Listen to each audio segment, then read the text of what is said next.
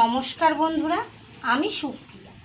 আশা village কিচেনের পক্ষ থেকে সকলকে জানাই স্বাগত। চলে এসেছি আজ আবারও একটি নতুন রেসিপি নিয়ে আপনাদের সাথে শেয়ার করতে। আজকের রেসিপিটি হলো সবজি ও ডিমের পুরভরা কচুরি। তো চলুন বন্ধুরা, এখন রেসিপির দিকে এগোনো যাক। এই রেসিপির জন্য আমি এখানে নিয়েছি প্রায় 250 গ্রামের মতো ময়দা। এবার এতে দিয়ে দিচ্ছি সামান্য লবণ আর সাদা তেল। এবার একসঙ্গে খুব সুন্দর করে মেখে ময়াম করে নেব। দেখুন, ময়ামটা কিন্তু খুব সুন্দরভাবে হয়ে আসছে আর আলতো চাপেই এরকম একটা মুঠো তৈরি হচ্ছে, আবার আলতো চাপেই সেটা ভেঙে যাচ্ছে। তখন বুঝতে হবে ময়দাতে পারফেক্টভাবে ময়াম করা হয়ে গেছে। এবার অল্প অল্প করে জল দিয়ে আমি একটা সফট ডো তৈরি করে নেব।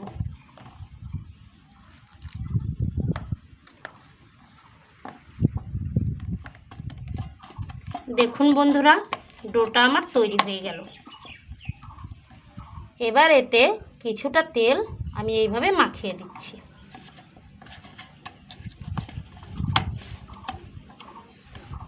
এইবার কিছু সময়ের জন্য এটা ঢাকনা দিয়ে ঢেকে রেস্টে রেখে দিচ্ছি।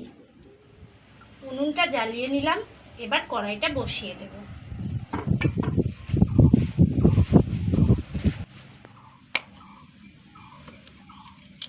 এই রেসিপির জন্য একটা পুরের প্রয়োজন। এর জন্য আমি প্রথমেই দুটো ডিম ভেঙে নিলাম। এতে সামান্য লবণ দিয়ে ডিমটা খুব সুন্দর করে ফেটিয়ে নিচ্ছি।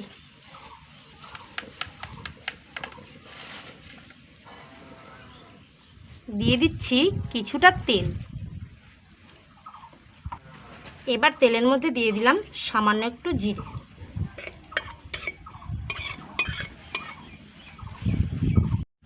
দিয়ে দিচ্ছি একটা বড় সাইজের পেঁয়াজ কুচি।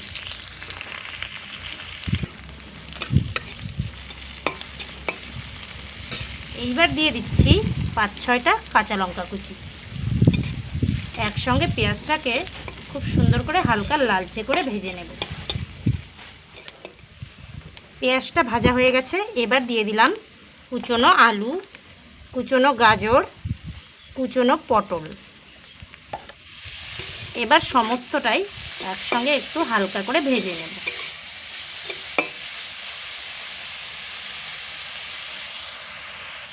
দিয়ে দিচ্ছি স্বাদ মতো লবণ, সামান্য শুকনো লঙ্কার গুঁড়ো, 1/2 চামচ হলুদ। এখানে আমি 3 ধরনের সবজি নিয়েছি। আপনারা চাইলে আপনাদের পছন্দ অনুযায়ী যে কোনো সবজি এইভাবে গ্রেট করে দিয়ে দিতে পারেন। আমি এখানে খুব সামান্য করেই দিয়েছি। আপনারা আপনাদের পছন্দ অনুযায়ী কম বা বেশি পরিমাণটা বাড়িয়ে কমিয়ে নেবেন। এবার বেশ কিছু সময় এটা খুব সুন্দর করে ভেজে নেব। সবজিটা ভাজা হয়ে গেছে। এবার ফেটিয়ে রাখা ডিমটা দিয়ে আরও 2-1 মিনিট এটা রান্না করে নেব।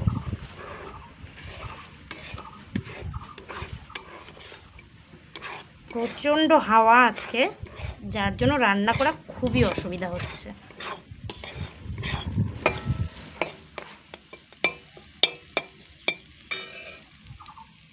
দিয়ে দিচ্ছি সামান্য একটু জিরের গুঁড়ো। এবার সমস্তটা মিশিয়ে নিয়ে নামিয়ে নেব। দেখুন কতটা সুন্দর ঝুরঝুরে হয়েছে পুরটা। অসাধারণ একটা সেন্ট বেরিয়েছে।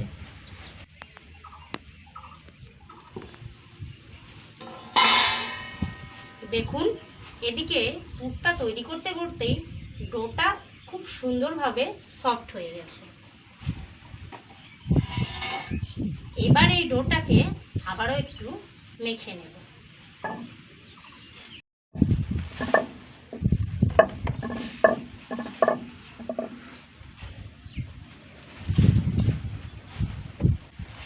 এইবার ছোট ছোট করে লেচি কেটে নেব।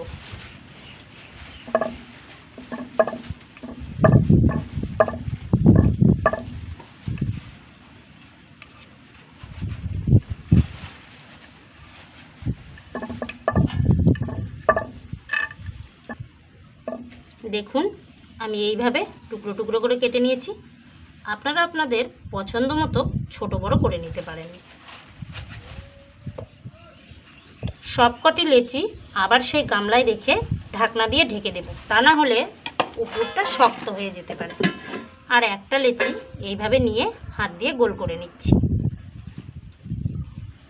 লেচিটাকে গোল করে নেওয়া হয়ে গেছে। এবার হাত দিয়ে এইভাবে আঙুল দিয়ে চাপ দিয়ে দিয়ে একটু বাটির মতো তৈরি করে নেব। মাঝখানের অংশটা কিন্তু একটু মোটা রাখতে হবে, আর সাইডের অংশটা একটু পাতলা করতে হবে। এটা আমার তৈরি হয়ে গেছে। এবার এখানে পুরটা দিয়ে দিচ্ছি।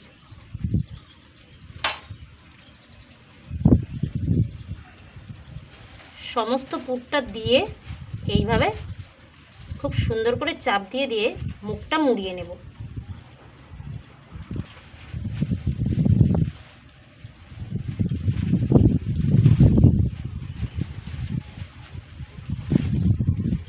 এবার সমস্তটা একসঙ্গে এইভাবে নিয়ে এসে একটু পাকিয়ে নেব, যাতে মুখটা কোনোভাবেই তেলে দেওয়ার সময় খুলে না যায়।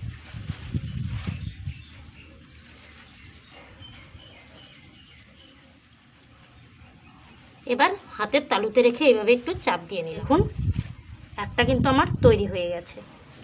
এইভাবেই আমি আরও সবগুলো তৈরি করে নেব। এইভাবেই আমি আরেকটা তৈরি করে নিচ্ছি।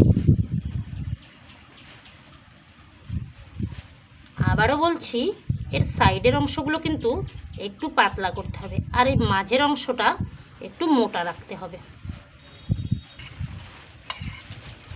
এইবার পুরটা মাঝখানে দিয়ে দিলাম, দিয়ে সেই আগের মতোই খুব সুন্দর করে মুখটা মুড়িয়ে নেব।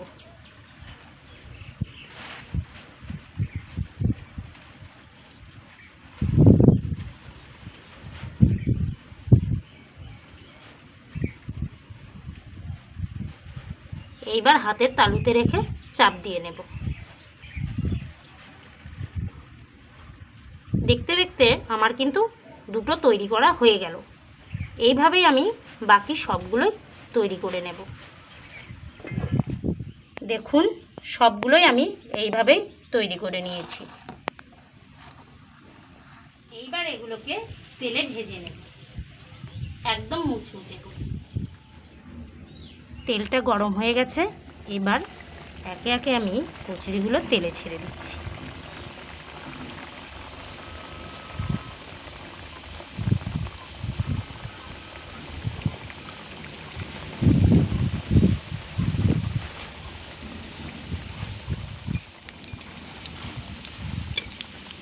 এগুলো কিন্তু একবারেই খুব বেশি ফুলবে না, একটু সময় নেবে।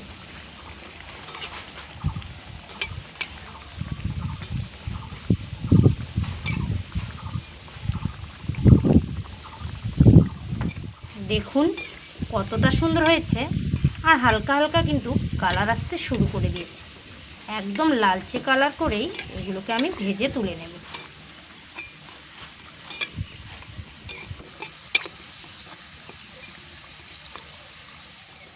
এবার এগুলো হয়ে গেল, একটা ছাকনা দিয়ে আমি তুলে নিচ্ছি।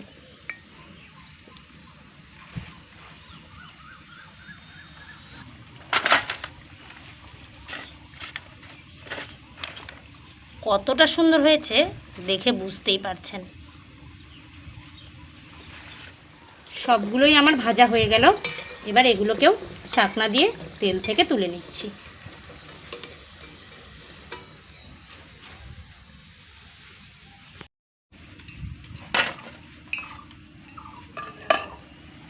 একদম লাল টুকটুকে, দেখেই কিন্তু জিভে জল চলে আসছে। একে একে সবগুলোই আমি এইভাবে ভেজে নিলাম। এইবার পরিবেশন করে নেওয়ার পালা। একে একে সবগুলোই আমি এইভাবে ভেজে নিলাম, আর কতটা সুন্দর লাগছে দেখে বুঝতেই পারছেন। শুধু দেখতে সুন্দর না, খেতেও কিন্তু অসাধারণ, আর তৈরি করাও খুবই সহজ। তো যদি ভালো লাগে অবশ্যই একবার বাড়িতে ট্রাই করবেন, আর কেমন লাগে কমেন্ট বক্সে জানাতে কিন্তু একদম ভুলবেন না। আর দেরি করব না, আজ এই পর্যন্তই। পরবর্তী কোনো ভিডিও নিয়ে আবারও আপনাদের সামনে চলে আসবো। ততক্ষণ ভালো থাকবেন, আর এইভাবেই আমাদের পাশে থাকবেন।